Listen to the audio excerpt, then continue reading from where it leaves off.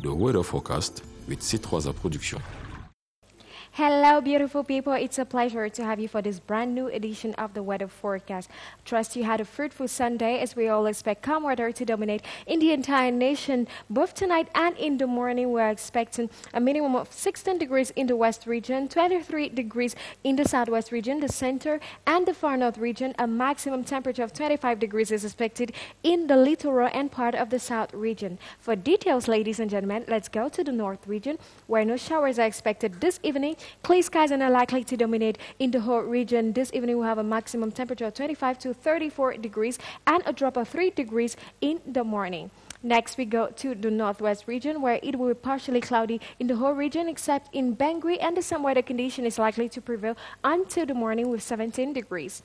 Let's end now with the east region where it will be partially cloudy in Betwa only this evening, and clear skies are likely to dominate in the whole region. And in the morning, clear skies are likely to dominate only in Baturi and Yokaduma and partially cloudy in Abongbang.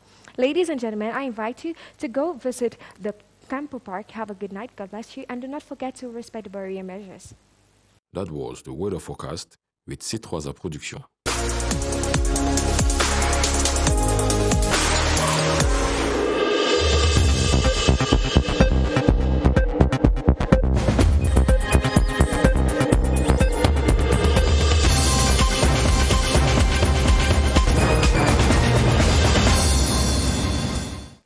Coming up tonight, the World Rare Disease Day has been observed today to raise awareness that 1 in 20 people will live with a rare disease that may have no cure and may go undiagnosed. There have been intense moments of worship and prayer for peace in the country as Cameroon's young gospel singer Indira appears at her first concert in the nation's capital, Yaoundé. And the French ambassador's bicycle touring to sell destination Cameroon has ended in the West region, with the participants asking for more visibility. The details right now. Thanks for watching the 7:30 news on CRTV. I am Moki Edwin Kinzaka in Yaoundé.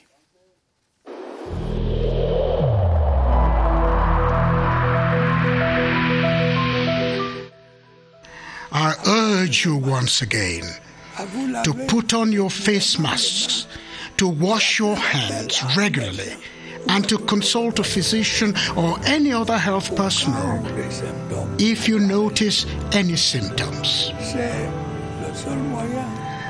This is the only way to save lives and to curb the spread of the virus.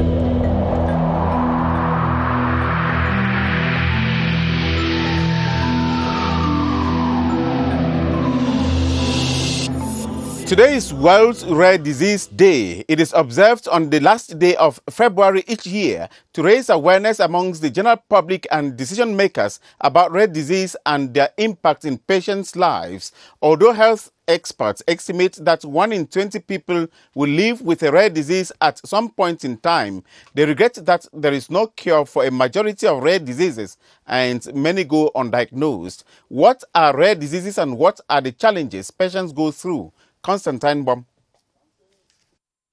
A rare disease is any disease that affects a small percentage of the population. More rare diseases are genetic and thus present throughout the person's entire life, even if symptoms do not immediately appear. Many rare diseases appear early in life, and about 30% of children with rare diseases will die before reaching their 5th birthday. Although rare disease affects a significant portion of the population, most have no cure, while many remain undiagnosed. Rare disease patients in Cameroon find themselves in a challenging situation. Our medical body in Cameroon do not have the necessary equipment that will help us sort the exact disease that each child has. Water allergy, foreign accent syndrome, laughing death, Alice in Wonderland syndrome, Pica are just some of the common types of rare diseases in Cameroon. Rare diseases is a stigmatic situation in Cameroon. Parents are ashamed of having children with rare diseases, and we are here to help them in order to stop the stigma by accompanying them through events such as the International Day of Rare Diseases. Observation of the Day in Cameroon aims to raise awareness about the impact of rare diseases among the general public and decision makers. The day, which initially began as a European event but has since become a worldwide phenomenon, has inspired a number of initiatives as well as spotlighting the need for increased awareness of and research into rare diseases. 842 refrigerators for the preservation of various vaccines and 10 ambulances to help strengthen the fight against COVID-19 have been handed over by the United Nations to the government of Cameroon. The health equipment from the United Nations Children's Fund UNICEF and the United Nations Development Programme UNDP were received in two separate ceremonies in Douala by the Minister of Public Health, Dr. Manauda Malache, who have details with Cynthia Etim.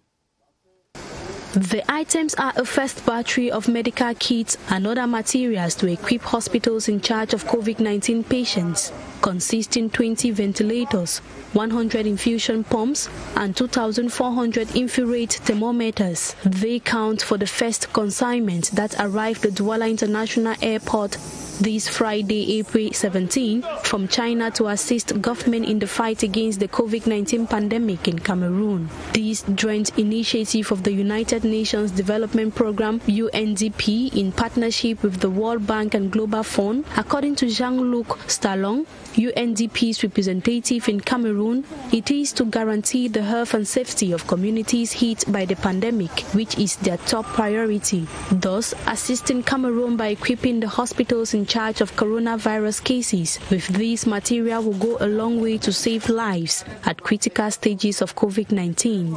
The second consignment of the donation, worth $3.9 million will soon arrive Cameroon in the days ahead and will contain 20 defibrillators, 100 pulse oximeters, 3 million surgical masks, 1.1 million cartons of gloves, 25,000 medical gowns, 24,000 shoe covers, 50,000 suits, and 25,000 test kits for COVID-19. Officials of the Cameroon Civil Aviation Authority have visited the sites on which the Kribi Airport shall be constructed. The officials also held a meeting with the Kribi City Council and staff of Land Tenure Services to map out ways of securing the land earmarked for the construction of the airport. Cyril Nwazike reports from Kribi. The meeting held by the Director General of the Cameroon Civil Aviation Authority, together with the Kribi City Council and land tenure officials, was to brainstorm on ways to legally secure the land on which the Kribi Airport shall be constructed, so as to satisfy the demand of the rapidly growing population of the seaside town. It was mostly a working visit with the City Council, with the administrative authority, to see how we can work together to continue to push to be able to start some operation. After visiting the area situated in Lendi in Kribi and the few existing buildings on the land, the director says it is high time for the Cameroon Aviation to put the land to use. It will be small operations at the airports of Kribi, because the airport is really a small airport, but even small operations in aviation are quite useful. Can be useful to liaise to national city with small aircraft, and this is what we are trying to put together all the actors to realize that. Visitor of the Cameroon Civil Aviation to Kribi is a sign that the Kribi inhabitants will in the nearest future travel by air from their town to other parts of Cameroon. Education stakeholders, decentralization officials and mayors in the Adamawa region have met in Gaundare to discuss ways they could address basic education challenges so as to spur this and strengthen the education of children in that region. This is within the context of a two-day exchange workshop presided over by Governor Kildadi Tagioke Bukar, who have details with Silence Quine in Gaundare. Resources transferred from the Ministry of Basic Education to its decentralized entities within the scope of the decentralization process are sometimes a source of confusion. During the two-day exchange workshop, decentralization officials, mayors and basic education stakeholders are expected to build common strategies to ensure a quality education in the Adamawa region. We must together understand ourselves, to give them the best concerning the education, concerning classrooms, because all the money they are transferring it to mayors, so we must together have the same language. The governor of the Adamawa, while opening the forum, sounded optimistic that the outcome will help to shape the future of basic education in the region. Henceforth, mayors, the inspectors of basic education will now follow a clear program of their actions. So there will not be disorder, there will not be misunderstanding. Decentralization process confers on mayors the meaningful influence of addressing education challenges in their areas.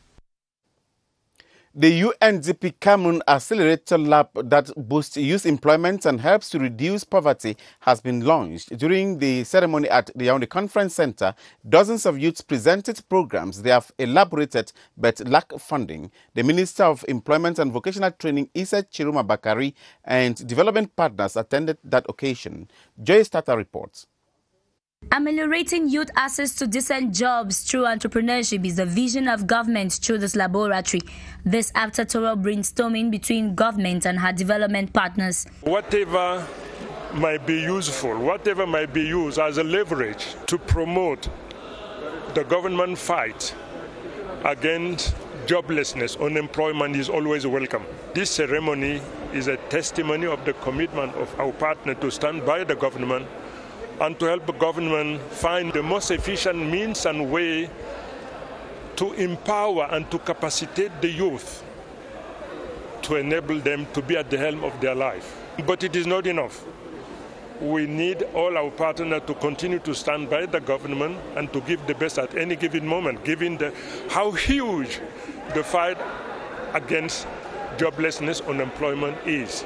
The United Nations Development Programme PNUD launched the idea in 2019 to support the Cameroon government in achieving her sustainable development goals. This initiative is supported by Germany, Italy and Qatar with a drive of seeing the youth of tomorrow better professionals and solution creators. Women of the Upper Plateau Division of the West Region are receiving training on how to create, manage and sustain revenue-generating activities ahead of this year's International Women's Day. The initiative, sponsored by the Baham Council and the West Regional Delegation of Women's Empowerment, is to reduce endemic poverty among the women. Chetembok reports from Bafusam. Women in the Upper Plateau Division West Region now have the opportunity to take part in a series of training programs that aim to train them on how to carry out small economic ventures like how to dye tissue, paint, smoke fish, pork, chicken and the like. They are also being taken through courses on how to concoct hydrochloric solutions and so on. The training has been organized by the Baham Council in prelude to activities to mark the 36th edition of the International Women's Day in that community. Participants have been advised to use the knowledge acquired during the workshop to create income-generating activities that will benefit them and their community. At the end of the day, the Council's aim is to alleviate poverty by making the women folk autonomous. A conference of directors of all 10 linguistic centers in Cameroon is expected to take place in Yaoundé from tomorrow to the 4th of March. The conference will unfold under the theme, the bilingual training program and the challenges of e-learning. Professor H.U. George, coordinator of the bilingual training program, will be present. Ahead of the conference, Ellis Wajibamia reports on the role of the Yaoundé Linguistic Center in the promotion of bilingualism in the country. The Directors' Conference to hold in Yaoundé comes at a time when inhabitants have been developing more interest in learning the country's two official languages. This is made easy through the Yaoundé Linguistic Center, seen today as a structure par excellence in the promotion of bilingualism. The Yaoundé Linguistic Center is an institution under the Presidency of the Republic, which is here to put in place the policy of bilingualism by training people in the effective use of the two official languages, which are English and French. To be enrolled in the center, candidates take a placement test to diagnose their needs for a better outcome. We have two types of classes. We have on-site courses, and when they are on-site, we do respect distancing measures. first of all. And when it comes to ICTs, we have distant learning courses, and here our staff is highly trained. In order to ensure that such best practices continue, directors of all 10 linguistic centers in Cameroon will for the next 5 days evaluate their activities and draw a business plan for 2021, guided by the theme, Bilingual Training Program and Challenges of E-Learning. Sons and daughters of the Kanuri ethnic group from all over Cameroon have relaunched activities of the Kanuri Cultural Association of Cameroon, ACAC. The Ngaoundere meeting, organizers say, will help Kanuri people to tackle stigmatization and other social, political and economic challenges they face. Ellis Waji Banmia has the rest of that story from Ngaoundere. Standing together as one to overcome the stigmatization of the Kanuri people and fight to tackle educational, economic and cultural challenges affecting this group, according to the sons and daughters, can be possible only through a vibrant association that cuts across the national territory. Kanuri Cultural Association of Cameroon is created since 1994, up to 26 years. And now we want to be fully operational all over the country. Different segments of the Kanuri Association and the leaders vowed during the Ngaoundere come together to update the national list and increase membership to over 1 million that are known for now. The Kanuri are dispersed throughout the Cameroonian territory. However, they are found in large numbers in the northern part of the country, where the association hopes to carry out several activities in the months ahead. Professor Narcisse Mwale-Kombi has been enthroned as traditional ruler of the Bonanjo-Siga Bonjo in the littoral region. He replaces his father, Mwale-Kombi Guillaume, who died at the age of 90 after ruling his people for 36 years. Mercy Asho reports from Douala. The explanade of the Bonanja Bonjo Museum in Wuri-Bwele Yabasi was jammed to capacity by a cross-section of traditional rulers, elite friends and family of His Majesty Mwale-Kombi Guillaume, whose disappearance since April 5, 2020 at the age of 90 is still a big shock. After 36 years in power, the mothers of the land Wuri-Bwele Yabasi are vainlessly looking for His Majesty Mwale-Kombi Guillaume, who's gone on a long journey. At his resting place lies a wreath from the presidential couple. Yet, his footprints are still in the sand of this locality, disenclaved and developed thanks to his dynamic spirit. Professor Narcisse Mwale-Kombi thus takes over the baton of command from his father as the next traditional ruler of Bonanja Siga Bonjo in the Wuri-Bwele clan in the Nkam division. For the people of Bonanja Siga Bonjo, it is a new dawn and a moment of transition into the future. The 16th General Assembly of the Mvok Fudas, who are descendants of the Ewondo ethnic group, has taken place in Bingela, Mefo and Akono Division. During their come-together marked by the award of prizes for hard work, the president of Mvok Fuda, Pascal Bailon Oona, called for unity among his people. Kwancho Marie Cledo reports from CRTV Center. Created some 40 years ago, the Association of Mvok Fuda people holds annually to take stock of issues related to their development. The focus is first to assemblate all the Mvok Fuda families and then to promote development and to clear our tradition from the things which are no good. We will talk about certain scientific terms which are going in the harmonization of certain things in our tradition. The 2021 Bingela General Assembly has therefore some innovations. The first one is that we will have to thank those who made efforts to consolidate our association and those who make our association known outside. The event that was highlighted with cultural activities had some take-home lessons. From now, the Mvok Fuda must be together. Children in school, they must succeed. And those who didn't know one another to be able to recognize that this is my brother, this is my sister, this is my mother. The ceremony brought together elites from across the nation.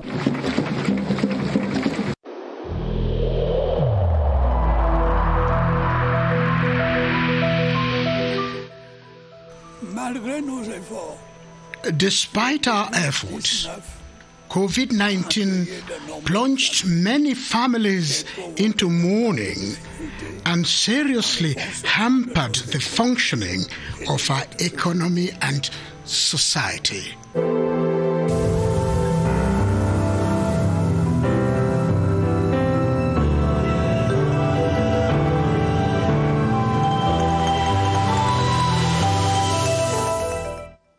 The rate at which the coronavirus pandemic is spreading in the far north region has been stable this month of February. Officials are encouraging residents to respect COVID-19 barrier measures. Borin Sama has the latest COVID-19 data in the far north region. He is standing by at the Public Health Emergency Center. Borin, over to you.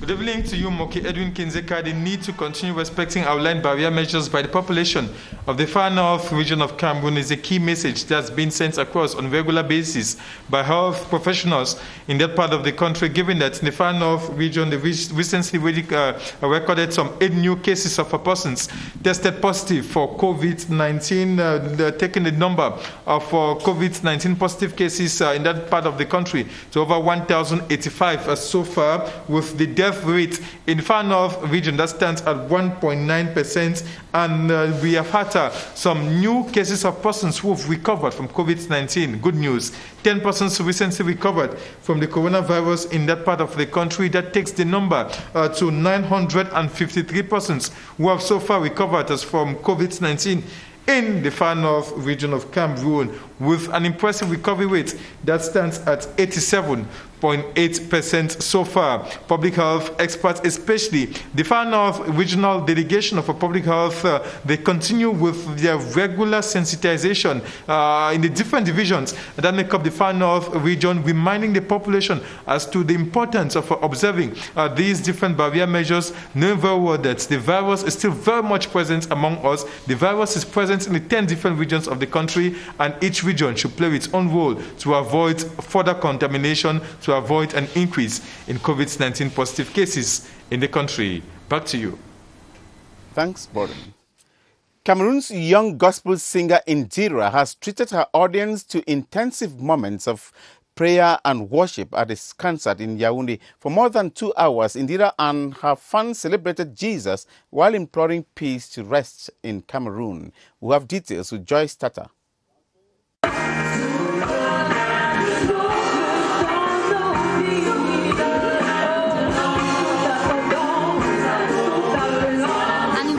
For the Spirit of God to take the stage as Cameroonians pray together through songs and dance. Gospel musical artist Indira for the very first time presents her songs to family, friends and fans on a live podium. The emotion is unexplainable.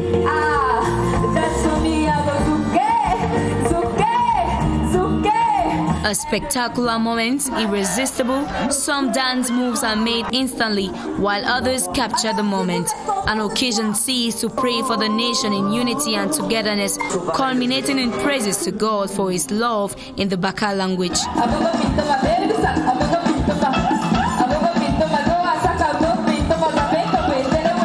In her 19 years of existence, Indira says knowing Jesus has been amazing as she sings.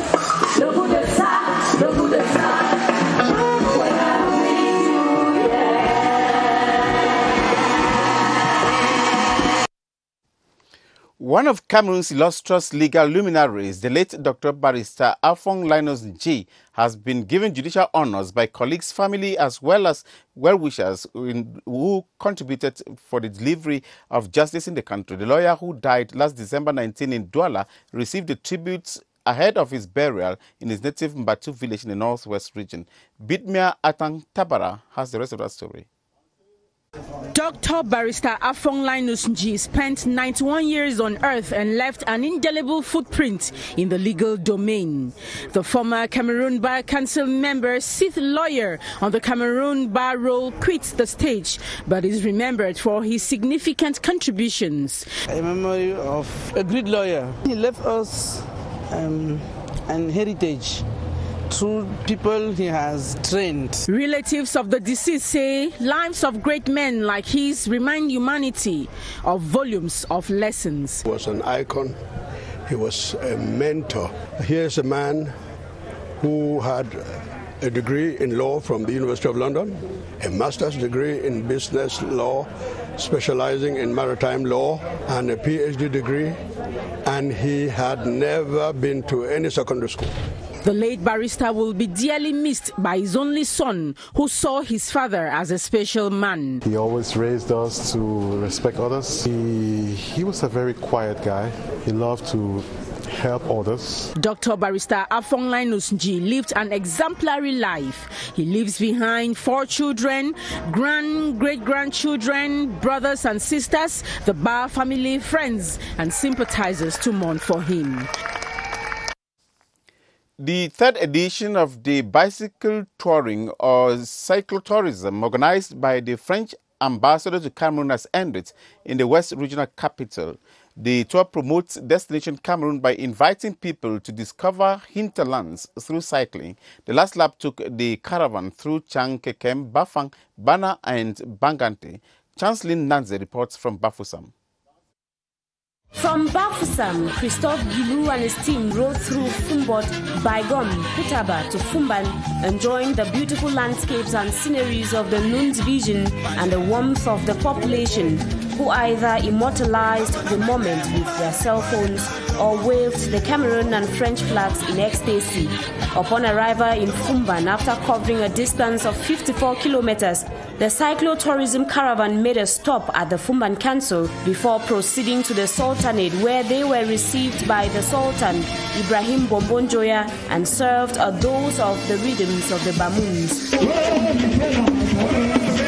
We saw a lot of people, crowds on the road, waving, encouraging the cyclists. We arrived here in Fumban, where we had a very warm welcome from the population, from the Sultan, from the authorities, and we are fully satisfied. Over 200 participants from Cameroon and France are taking part in the tour. It's a very good adventure for me because it's been a few years I've never been on a bicycle. It's something to welcome, and I think we should go around the other regions. The association, Le Marian, offered gifts comprising didactic material and food items to 400 children in Fumban. The initiative aims at discovering the hinterlands of Cameroon through cycling. And that is where we end the 7:30 news on CRTV today. Tomorrow shall be in the company of Gladys Tata and Adele Mbala at 8:30. In exactly 30 minutes from now, you shall have Karine Olimbiabit with the news in the French language. I am Moki Edwin Kinzikan Yaoundé. Thank you for watching.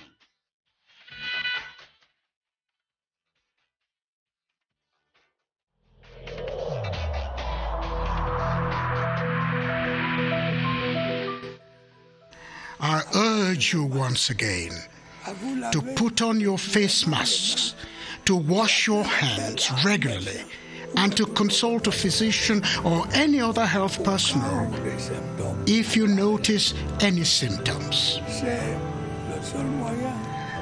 This is the only way to save lives and to curb the spread of the virus.